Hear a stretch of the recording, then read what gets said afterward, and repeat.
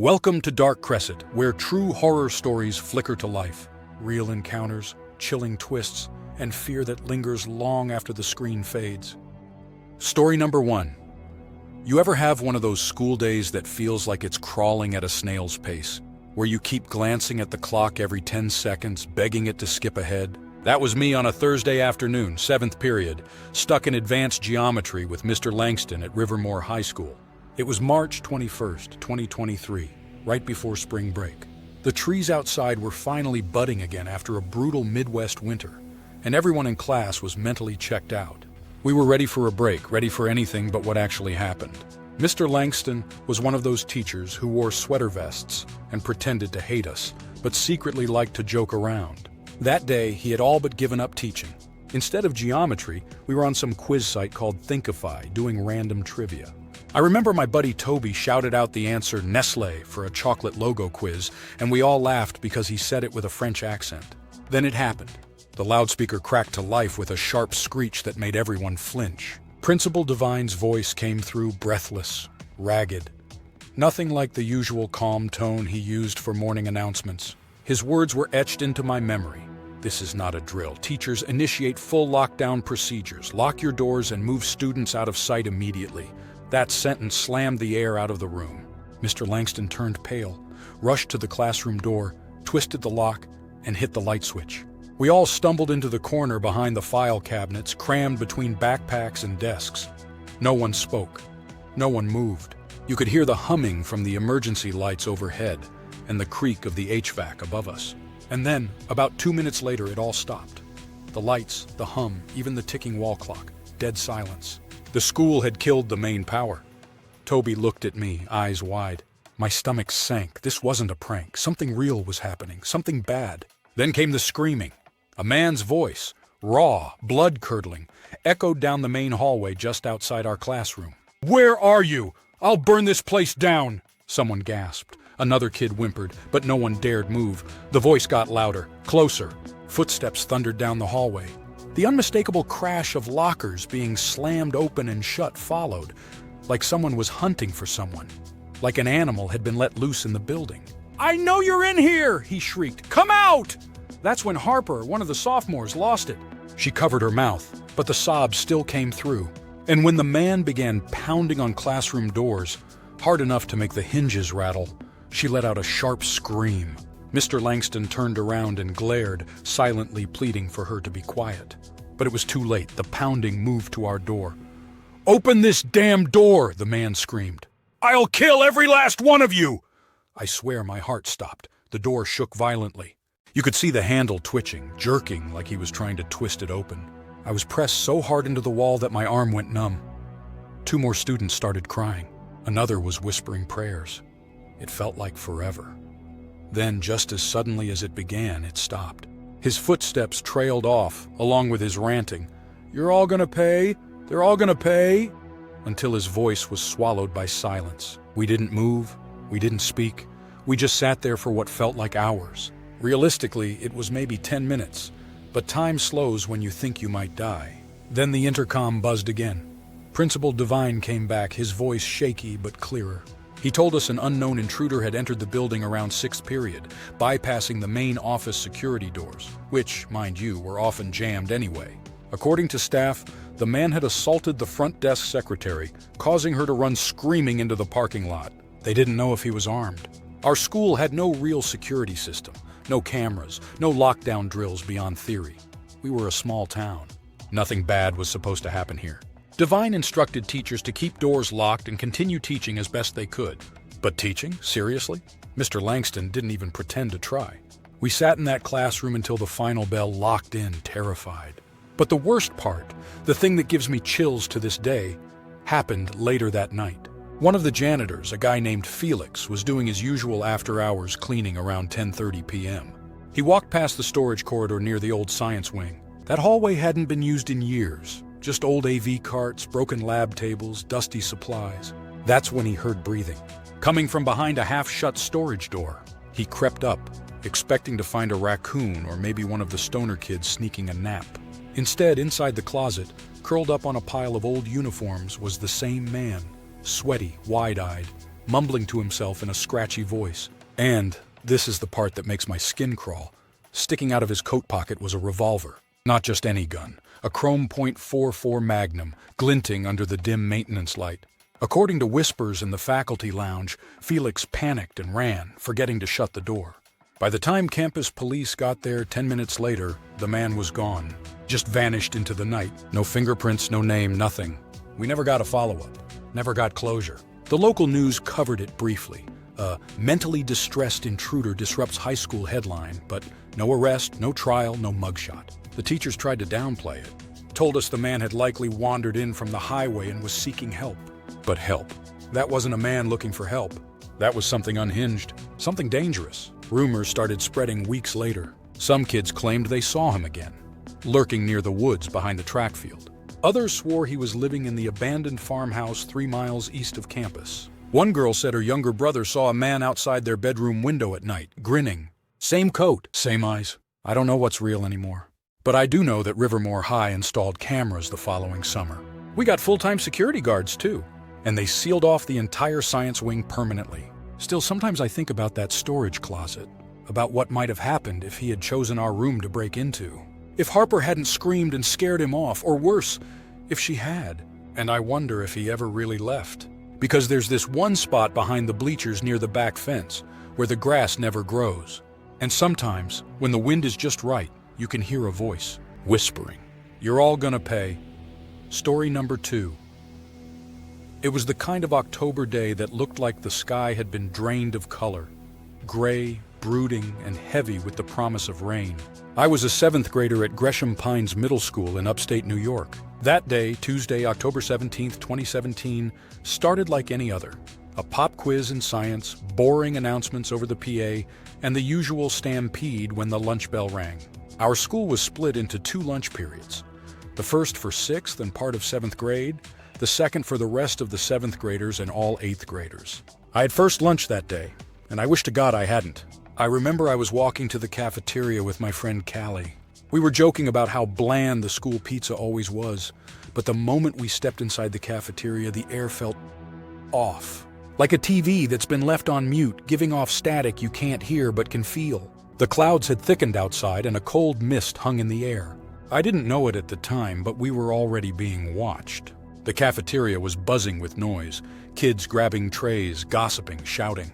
Just as I grabbed a carton of chocolate milk, it happened. 4 loud, concussive bangs echoed from outside the building, deep, resonating cracks that made the cafeteria windows tremble. Most people froze. Some screamed. Others laughed nervously, thinking maybe a transformer blew. I thought it was thunder at first, but then came the real storm. The double doors to the cafeteria burst open. Campus security stormed in, their faces pale and serious. One of them grabbed a megaphone and shouted, "Everyone into the auditorium now. This is not a drill. Drop what you're doing and go." Panic rippled through the cafeteria. Kids in line tossed their food, some even dropped their trays mid-meal. Callie grabbed my arm and pulled me through the chaos as we were herded into the auditorium, what our school called the assembly hall. The assembly hall was huge and dimly lit, with a tall back wall made entirely of glass that overlooked the soccer fields and a dense patch of woods. It always gave me an eerie feeling. As we rushed in, the staff began yanking down blackout curtains over the glass, sealing us inside. Teachers stood guard at every exit. You could feel it in the air. Something was terribly, terribly wrong. Inside, it was almost pitch black, save for the glow from the exit signs and a few emergency lights. There was no explanation yet, only frightened whispers and rumors. My friend Mason, usually the class clown, was deadly serious as he leaned toward me and whispered, "There's a man outside the school. He's threatening to blow himself up." I thought he was joking, but then Miss DeRosa, one of the strictest teachers on campus, was pacing near the curtain-covered glass, gripping her phone like it was her lifeline. A few students who were curious peeked through the gaps in the curtains, and their faces went pale. One kid started crying softly. I didn't dare look. Minutes dragged on like hours. Somewhere outside, we could hear faint shouting, at first muffled, then louder. "You can't make me leave! I'll take you all with me!" A man's voice trembling with rage and madness. It sent a chill down my spine. Some kids were silently crying by now, and even the teachers looked helpless. Someone asked if we should call our parents. but we were told to stay off our phones in case they needed the lines open for emergency use. Then Mason returned to us, his eyes wide. "I asked Coach Brenner what's going on," he said. "And he told me there's this guy, some ex-military dude, who lives in the cabins by Lake Garrison. He got evicted this morning. Cops showed up to take him out. Dude went ballistic. Said he wired his house and was watching the school from the woods. Said he had something planned for us." It sounded like a twisted war movie. But Mason wasn't joking. The scariest part? The man was a known felon, rumored to be on the sex offender registry. Worse, he'd been spotted walking the trails around our school campus for weeks leading up to this day. Most of us thought he was just a hiker or a vagrant. But after this, it became clear he had been watching, waiting. We remained locked inside that auditorium for more than an hour. I was sitting between Callie and Mason, our knees pulled to our chests, too afraid to speak. You could hear the wind picking up outside. Then, just when things seemed to settle, the fire alarm went off. A blaring, high-pitched screech shattered the silence. Everyone screamed. The teachers shouted over the noise to stay put. "Do not move! This is a false alarm!" That was the most terrifying moment for me, because fire drills meant unlocked doors. It meant open hallways. It meant someone could move through the school. My heart pounded in my ears. The teachers raced to confirm with security that it was a malfunction. Eventually, the alarm stopped, but the fear stayed. When the lockdown was finally lifted, we were escorted back to our classrooms in silence. No one laughed. No one joked. No one looked each other in the eye. We were changed. Later that evening, I overheard my older sister talking to my parents. She went to the nearby high school and had access to the local news. She said the man, his name was Richard Marlowe, had barricaded himself inside a condemned shack near the school. He was armed. He had written disturbing messages on his windows in red paint, or maybe blood, depending on who you believed. "Don't take me out, I'll take the kids with me," one read. The police managed to detain him after an hours-long standoff. He didn't have explosives, but he was carrying 2 knives and an old flare gun, and reportedly had maps of our school grounds marked up. One officer described him as delusional, erratic, and dangerous. But they couldn't charge him with intent to harm, only trespassing, resisting arrest, and illegal possession of weapons. But what disturbed me the most was something my friend Callie told me a week later. Her mom worked for a local cleaning service that had been hired to clear out the man's shack after the incident. She said they found dozens of photographs tucked into the insulation and nailed to the walls. Pictures of kids from our school. Some of them were taken from inside the woods. Others looked like they were taken from inside the school. We never found out how he got those. Maybe he found a way in during after-school hours. Maybe he was watching us longer than anyone knew. Or maybe he wasn't working alone. For weeks afterward, I had nightmares about that day. I'd see that shadow behind the glass. I'd hear the fire alarm blare and feel that dread rise in my throat. To this day, I still get anxious when it rains or when the school has a lockdown drill. Because now I know, those drills aren't always just drills. They're practice for something that could actually happen. Something that almost did. Story number 3. I was 22, fresh out of college, and had just started a new job as a computer support intern at my old high school. The position was tucked away in the school's basement, a space barely anyone visited. While the rest of the building was noisy and chaotic, the basement was quiet, cool, and oddly comforting. The office itself was decent. 3 large desks, 2 mini fridges, a flat-screen TV on the wall, and best of all, ice-cold air conditioning. It was a hidden oasis in a school where most classrooms barely had working fans. I got the job through 3 of my old tech teachers who always liked me. They helped pull some strings, and now we were colleagues, which felt surreal. It had been a couple of months into the job when everything changed. It was a Thursday in late October, around 1:30 p.m. My 2 co-workers, Monica and Steve, had gone upstairs to help with a network issue in the library. I stayed behind in the office, scrolling through my phone while finishing a sandwich. That's when I got the call. The front office receptionist, her voice trembling, told me the school was on lockdown. An armed individual had entered the building. I froze. My first instinct was to turn off the lights and mute everything. There wasn't much else I could do. The basement door didn't lock, and the office had no actual door, just an open entrance leading into darkness. I sat in total silence, heart racing. I texted Monica and Steve to check if they were okay. No reply. I tried not to make any noise as I crouched beside my desk. 15 minutes passed. Then 20. I kept checking my phone, hoping for updates. My screen lit up a few times, but no texts. Just news alerts I wasn't allowed to open. Then I heard it, the creaking of the basement door swinging open. The sound echoed through the wide, empty space like a scream underwater. Slow, heavy footsteps descended. I froze, my body tense. Someone was down there with me. I crouched lower and crawled under the desk. The footsteps came closer. I held my breath. My phone vibrated. A loud ding broke the silence. Whoever was out there heard it. I heard a pause in their movement, then faster steps heading toward the office. I squeezed my eyes shut, heart pounding so hard it felt like it might echo off the concrete walls. I couldn't stay hidden anymore. I flung myself out from under the desk, hands raised, shouting, "Please don't shoot." A man grabbed my arm and helped me to my feet. He wore a red plaid shirt, faded jeans, and a black cap. He looked disoriented but calm. He whispered, saying he was just hiding too. That he had come to pick up his daughter when a teacher shouted for everyone to hide. I looked at him, suspicious but trying to stay calm. He asked if there was an exit down there. I pointed toward the far end of the basement where an old maintenance door led outside. He nodded but stayed put. Something about him wasn't right. He didn't look like a panicked parent.